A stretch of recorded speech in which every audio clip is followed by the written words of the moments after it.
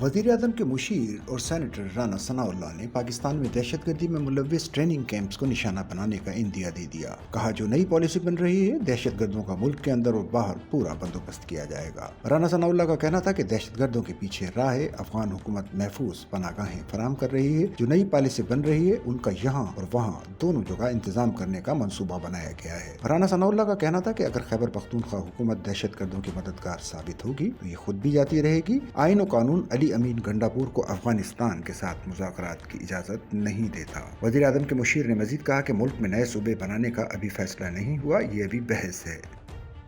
Sachal news network की videos में खुश आमदेद। नाजरीन, वीडियो से मुतालिक अपनी कीमती राय का इजहार कमेंट बॉक्स में ज़रूर करें और चैनल को सब्सक्राइब करें।